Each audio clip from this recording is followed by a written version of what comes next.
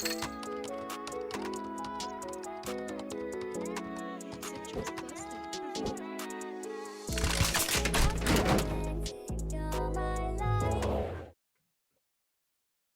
minasan doumo, Kairi desu. Hi guys, this is Kairi. Thank you so much for joining me.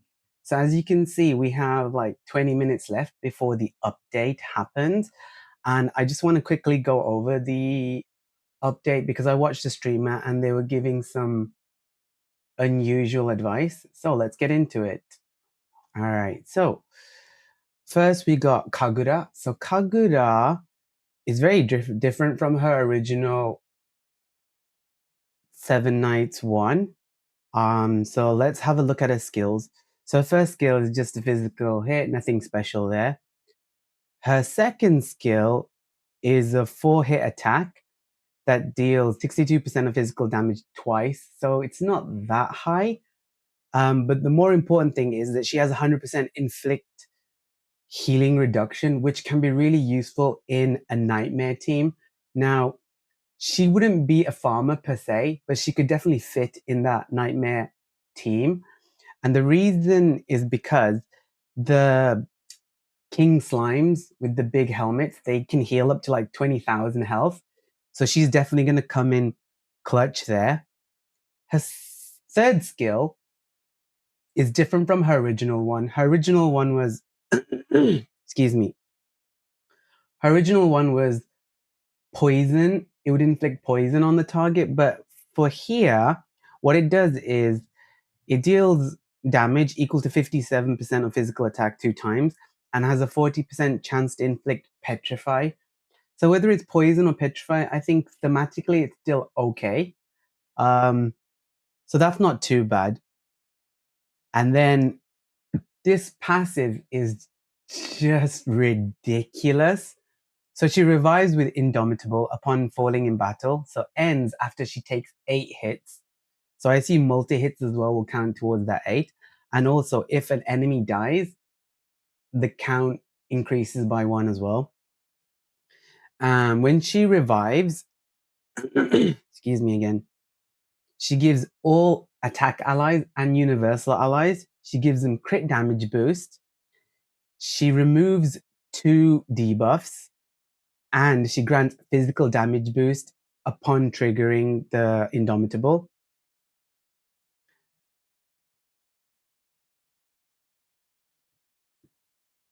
And if you see her Transcendence too, she heals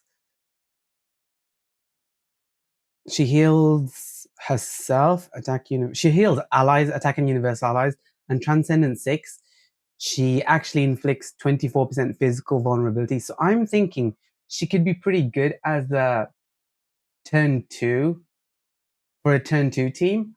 Now don't quote me on this because I don't really know how the AI works, but could you use a level 1 Kagura and bait the AI into killing your Kagura? She revives, gets rid of all the turn 1 shenanigans such as paralysis or stun and so on and so forth.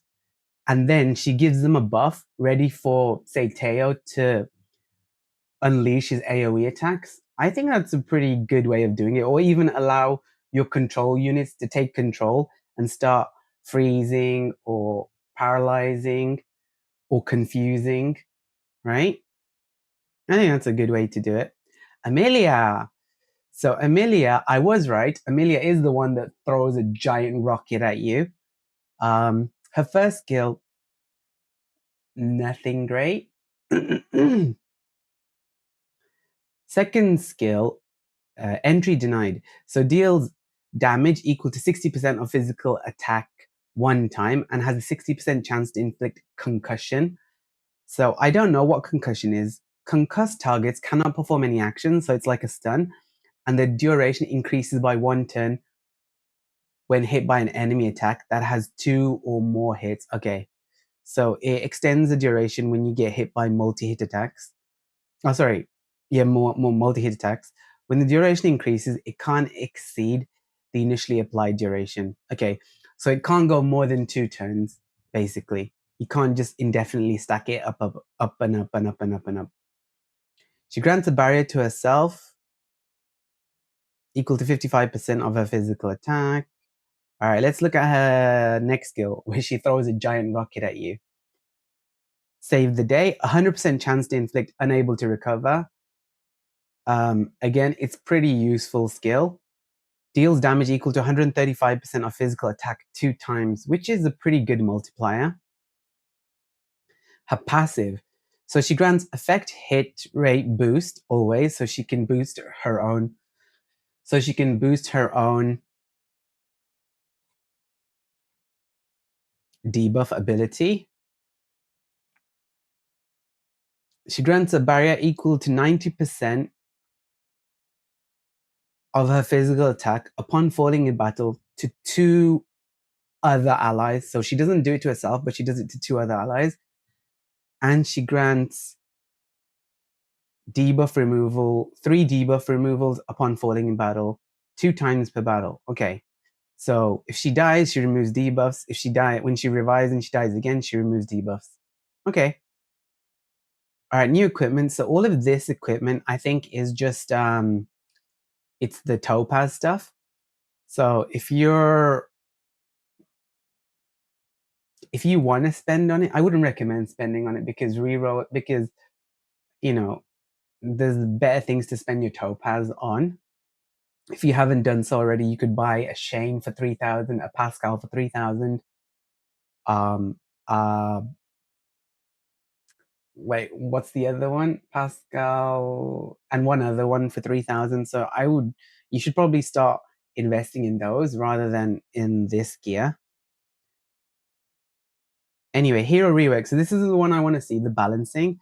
So Velika is supposed to be better in Tower of Trials and Infinite Tower. So let's see what happens. Cooldown reduction reduces skill cooldowns. So she reduces skill cooldowns every time she does a basic attack. Now, this seems like it's good, but if characters have a skill, they will likely use the skill first. And since we can't control what actions the characters take, it's not game breaking. As it might seem like it's game breaking, but it's not game breaking. So she'll probably just do a passive. She'll do a couple passive attacks between skills, I guess. Summon Meteor. All right. So she deals damage to all enemies. She deals additional damage upon critical hit. She has a 60% chance to inflict burn, so it's gone down. And the duration is 2 turns.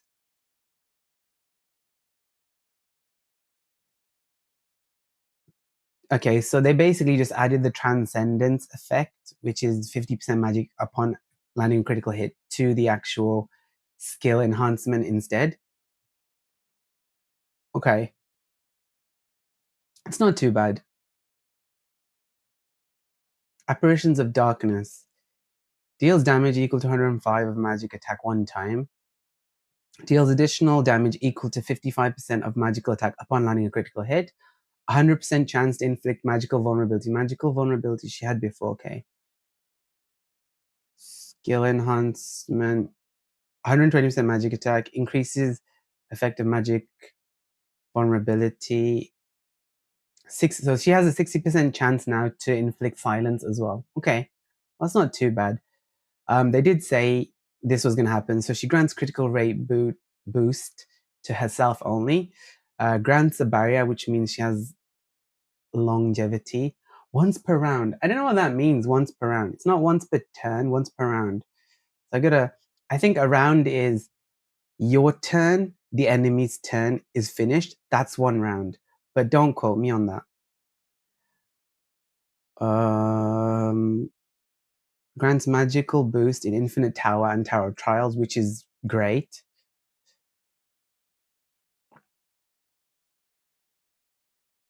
So her Transcendence 2, barrier absorption becomes 185%.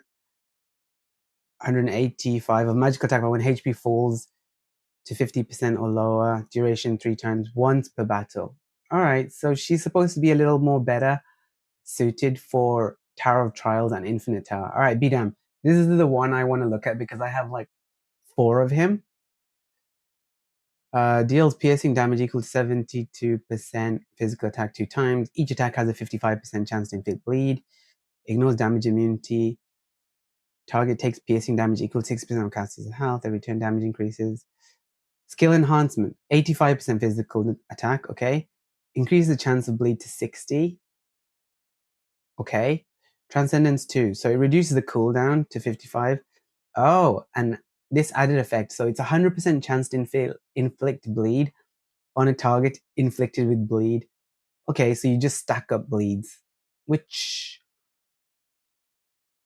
may be good. I don't know. I think Binam is still pretty useless. It's only the one skill as well, Mega Arrow. Sarah. All right, so I just want to say something. In the notes before, it said Sarah was really popular, but honestly, I don't know who Sarah is. Like, the only succubus I remember from the original one that was very memorable was Isabella. Do you guys remember Isabella? She was really good. But Sarah, I have no idea. All right, so they increased the defense reduction to 20%. Is that what it is? Okay. And then to 24 over here, respectively. And then Transcendence 2, 100% chance to inflict 13% damage reduction as opposed to 12. Woohoo. All right. Grants damage resistance always. Damage resistance decreases damage by 12. So it's the same. So here what it is. Grants sleep immunity, duration 2 turns. Grants sleep immunity upon using a basic attack, which is what a lot of the immunity characters have. They have this kind of list, whether it's sleep, freeze, stun. Okay, removes 2 debuffs when HP falls below 30% or lower, 1 time in battle. Heals HP equal to 10% of the caster's max HP when HP falls to 30% or lower. That's not too bad. So she's immune to sleep, period. Debuff removal removes... Okay. Skill enhancement. It's the same. So there's nothing different here.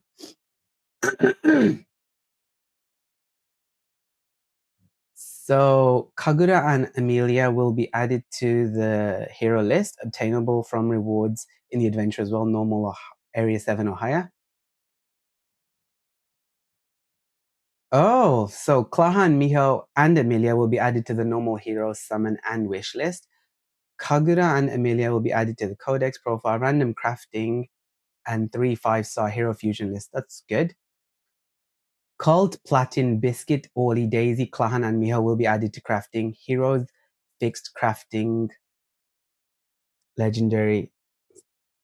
So I have to be very clear about this. I watched a streamer who said, oh, so all of you guys who want to build Biscuit, you can build Biscuit. That's not how it works. Okay, so Biscuit is an L plus hero, and what you need to make an L plus hero. So we're not talking about random crafting, we're talking about specific character crafting. If you want to craft Biscuit, who's an L plus hero, you need 3 max starred L plus heroes to sacrifice. So ones like Klahan or the 7 Knights. And if you want to make a legendary, so like Lena, then you need 3 max starred legendary heroes. So example, if I want to make Lena, I would need to use like Ballista or Aragon or Chancellor, like those ones that you want to get rid of. Those are the ones to make it. So just be very careful about, like, just be mindful of that. It's not just as soon as she's available, oh, I can make her, because the cost is pretty steep. Some hero tickets and selectors will have Kagura and Amelia added. So legendary hero tickets here, here, here, here, here. They also added to Makure's lab. So those of you who don't know, Makure's lab is unlocked after you clear Nightmare 530 or something, I believe. So I think a lot of global players still won't have unlocked Makure's lab yet. 20th area, so obviously there's an extra area, Earthgate. 4 new costumes, so we had a look at this already. Dylan's is very regal and very nice. Pendant of Glory, it costs Pendant of Glory, oh man, okay. 2,000. Comma's one, Rudy's one, Lena's one. All right, the UI edition. So they added the Advent Expedition to the guild screen here, but it won't be available yet. New Castle Rush reward, grade and rewards. So you get Castle Rush EX Plus rank hero tickets and EX rank tickets. So they've gone up a little. 50 million, 75 million, 100 million, which I think is really high, but yeah. And then Castle Rush personal scores, you'll get medals here so you can exchange them for certain things. And the things you can exchange them for is Se7en Knights ticket, which is like Dylan's, Chris, Rachel, those ones. It isn't Se7en Knights of Old, but you can get a free Se7en Knights of Old if you clear Infinite Tower level 200. So if you manage to clear 200 of Infinite Tower, you can guarantee yourself one Se7en Knights of Old. All right. One item will be removed. Okay. New item will be available. So the Guild War Exchange shop is Amelia. Pendant of Glory is 5,000 and there's 2 of her. Okay. Equipment enhanced. So this is not really that important.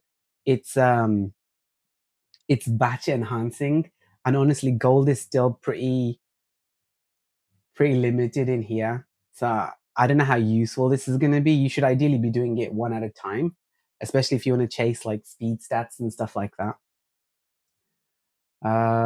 Pop-up menu for hero and pet list.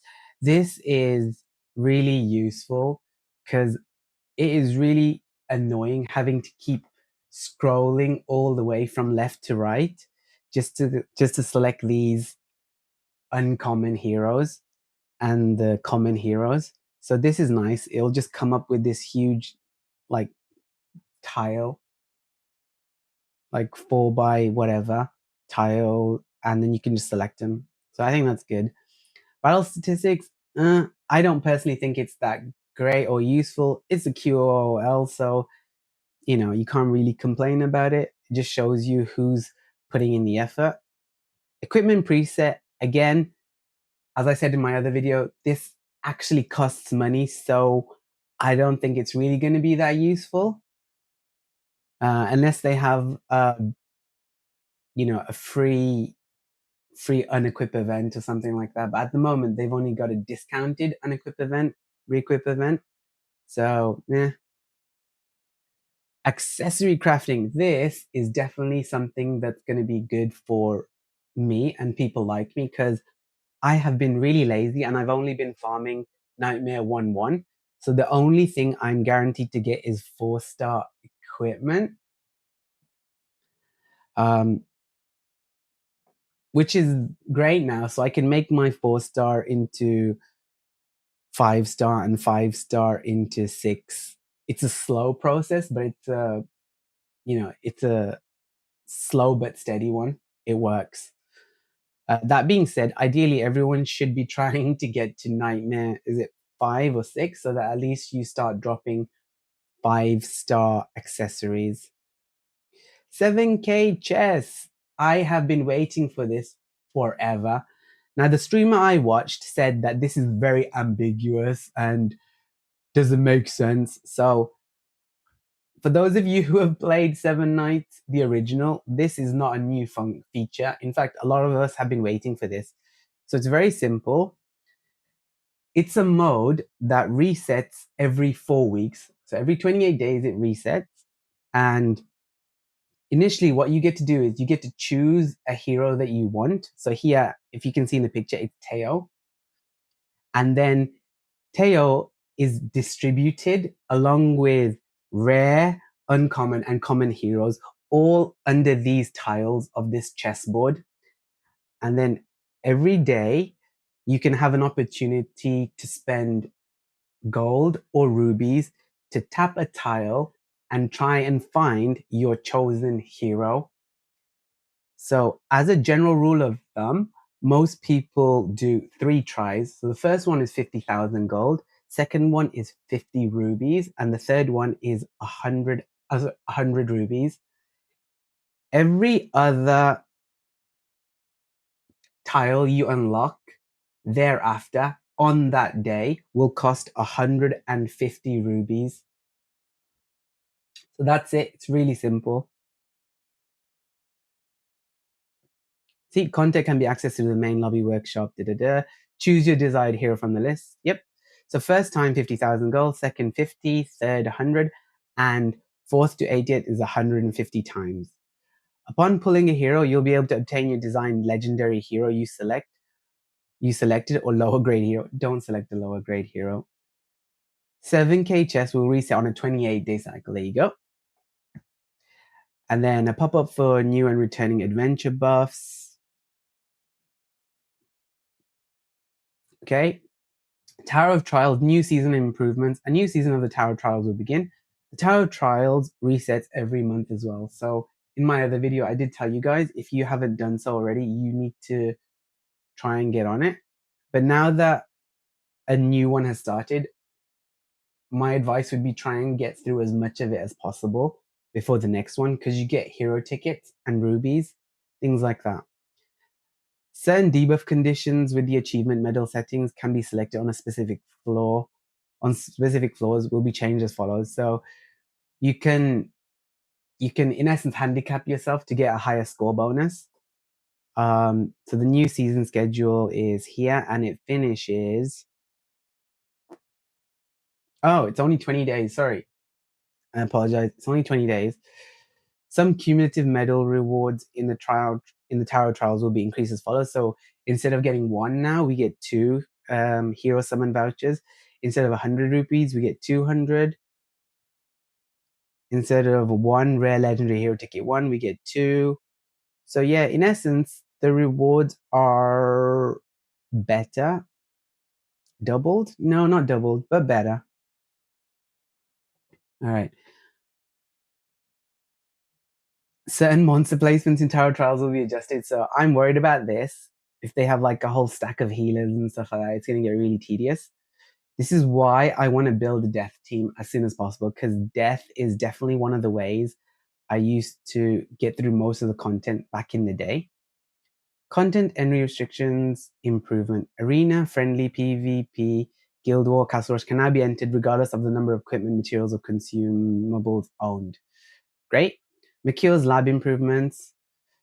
So this is just, you can see them a lot better because they'll come with that tiled view, the 3x4 or whatever tiled view.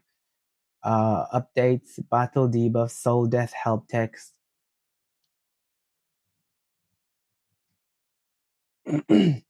So they changed the text, I guess. Dying while soul death is active prevents the target from being revived through immortality or revival.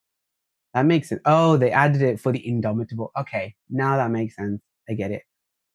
So because of Kagura's new function, indomitable, they had to rectify it. If a hero is incapacitated or under a status effect disabling skill use, that hero skill queue is cancelled. If a hero is incapacitated or under a status effect disabling skill use, that hero skill queue is cancelled. However, if the status effect is removed before their personal turn, the skill queue is not cancelled. Huh. Okay. So Nightmare stage balance adjustments. Monster HP in all stages of Nightmare Area 7 will be reduced.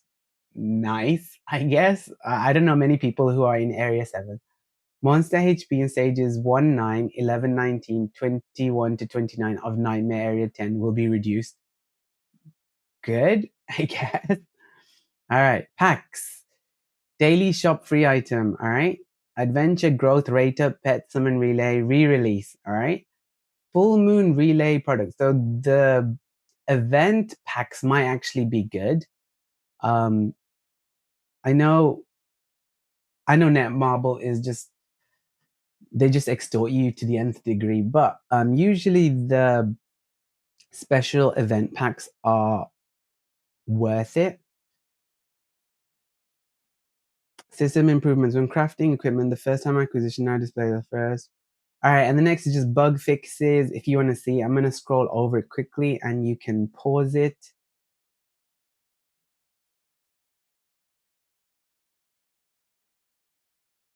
Sound, social, miscellaneous, additional event. All right. So that's done now. And I think, oh, and my game has started. So everyone, thank you so much for watching me, and I'll see you in the next video. じゃあみんなそろそろ안녕じゃね。じゃあバイバイ。See you. おやすみ. Good night. Peace.